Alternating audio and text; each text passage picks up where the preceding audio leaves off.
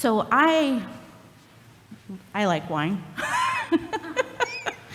And I wish I knew this trick, like many of us. But I read this story, and I'm not, when you're reading these stories over and over, and all of a sudden you're just like, okay, how many characters are in this story? And I feel that, God gives us a lot of characters to look at here. And I have a feeling that we probably can resemble some of each, thing that they do, they say, because we've been there, right? We've been in many places in our life. And so I ask you, as you have heard this, to think about who you may be in this story, either right now in your life, or maybe there's something coming up in your life that that might have a lot of thought on your mind, or something in the past that you've thought about. Also, we're in this influx of, uncertainty. We have the pandemic. We have, the job market, the economy. We've got all these major things around us that kind of just keep piling on. But we also have our church where we like to come and sit for an hour and hear the word and maybe engage with each other as community and fellowship. So when you hear this story, also think, who is the church in this story? So let's kind of go through these characters. You have mom. All right, well, I know there's a lot of moms out here, and I know that we have our children, and what do we do with our children? We talk to them, and we tell them to do things, and we expect them to do it, and then we get mad or something because they didn't do it, right? When you read Luke, he tells us that that right around this time, Jesus was about 30 years old. And he's about 30 years old, so he's got, he has this mother-son relationship. And we all know that Jesus is the human form of God. But the human form of God, we all know that the human form is not necessarily perfect.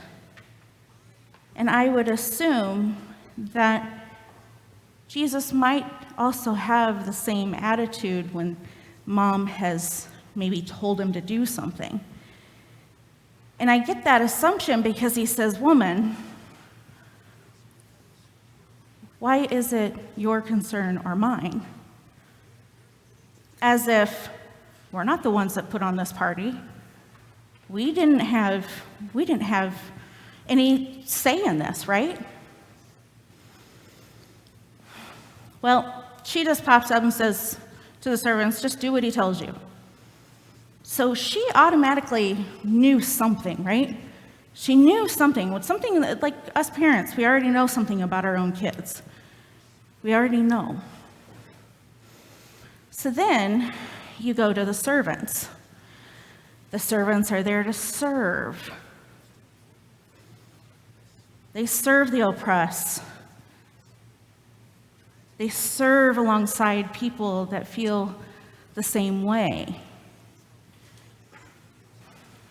Much like we may serve people that are hungry, because that is a mission within the church that has already told us what we are doing. The servants are just saying, "Okay, just tell me what I need to do. I'll do it. Let's go." So that's when Jesus says, "Hey, go fill up those 30 30-gallon or 20 to 30-gallon things of with water. I don't know about you, but I think of 30 gallons, and I think of that big garbage can that we all see in like kitchens and garages, and I'm like, that's a lot of wine. This must have been one heck of a party. I mean, I'm thinking maybe, Cana was a small town. I'm thinking everybody's there. Well, if everybody's there, that means there's a lot of community, there's a lot of fellowship, there's a lot of excitement happening.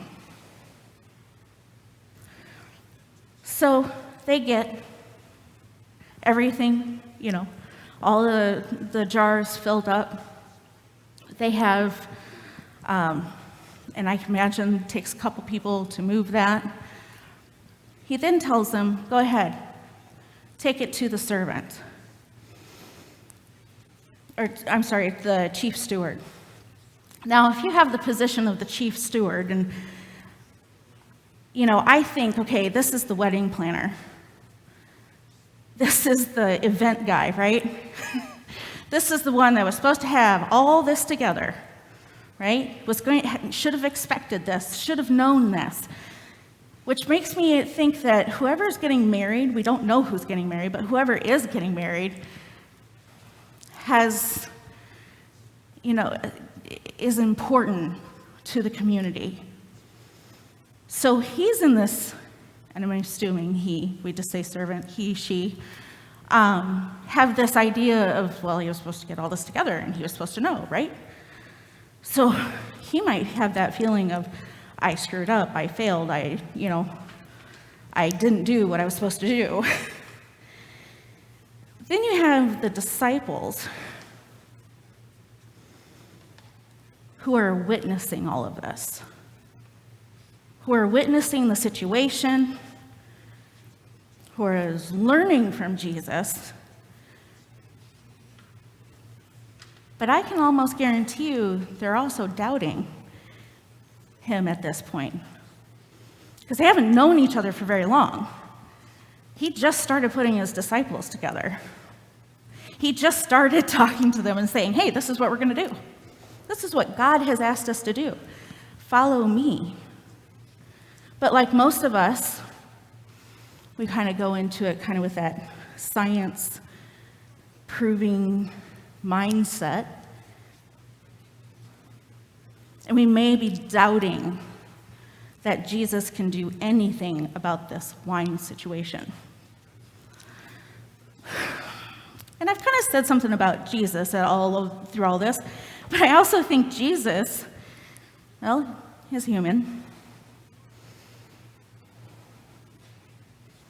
He's a human body, so that means he's not like, the Eternals from Marvel that are not immortal.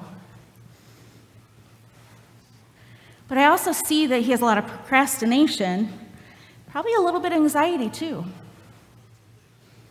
I think I would have a little anxiety if I was just told that this is who I'm going to be and this is what we're going to do, and you just have to listen to the word, and you're going to teach everybody. That's kind of packed full, right? So I can see that he has a little bit of anxiety. But there's also one piece of this whole story that I think is a little bit harder, but I also think it's the one thing that we feel the most. So the Jewish community had planned for the Jewish rites of purification, which is a long tradition. And you put stuff together, right? This is what we've done. This is what we've always done. We're going to keep doing it. But all of a sudden, that was just swiftly replaced. Now, the Jewish purification was about washing us clean. And that was swiftly replaced with wine. It's kind of a hard concept, probably, for the Jewish.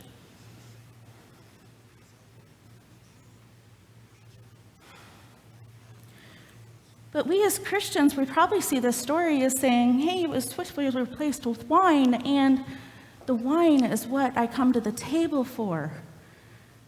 I come to the table of Jesus and I take the wine and the bread, the body and the blood of Christ.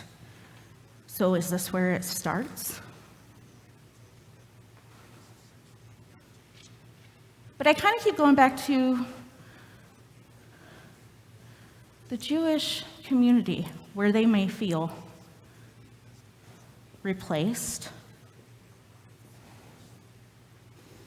They may feel hurt. They may feel not needed. But I also see Jesus in this saying, I'm taking care of you. I am here in abundance for you. I give you an abundance. I'm not just for one, I'm for all. You are all of God's children. I feel as this was the point where Jesus said, you are just as important as the next person, and the next person, and the next person. I'm not taking anything away from you. I'm giving you something.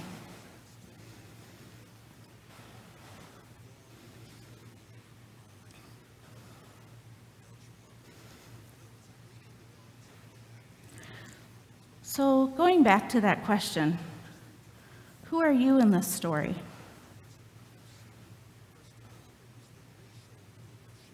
Who is the church in this story?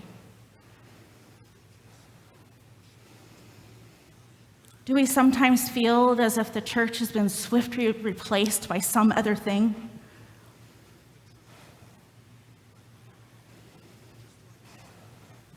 Perhaps we see this as being made new, not being replaced. Because as of all good things, doesn't all good things come to an end at some point? But maybe this is a place of being made new.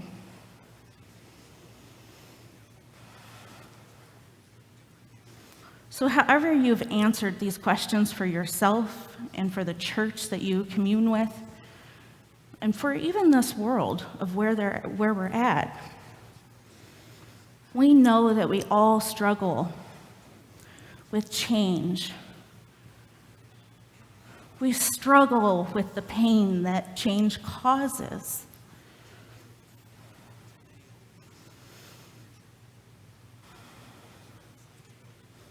And then it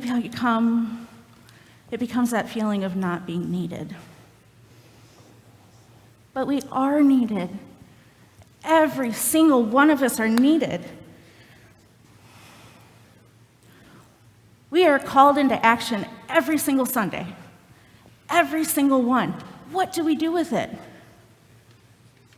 Go out and witness this world in a way that you don't witness on an everyday basis. Come into this church and be the disciple to the next person. Get yourself uncomfortable with a place that, I don't feel good about this. This doesn't make me feel good. But I guarantee you that spot is the place that you will learn from. You will not stay in one place. You will not be allowed to stay in one place because you've learned, and you've learned, and you've learned, and you've learned. You've listened. We have a big meeting next week. A very big meeting. And everybody is asked to come because everybody's voice is important. But what's even more important is that we take the time to listen. We listen. Who is FCC? Where are we going? What is our call to action? What is God asking us to do?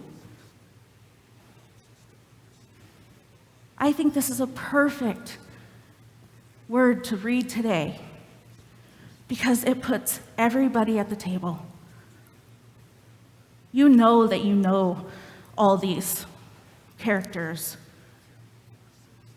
So bring yourselves and let's listen to each other, but don't stay silent either. Amen.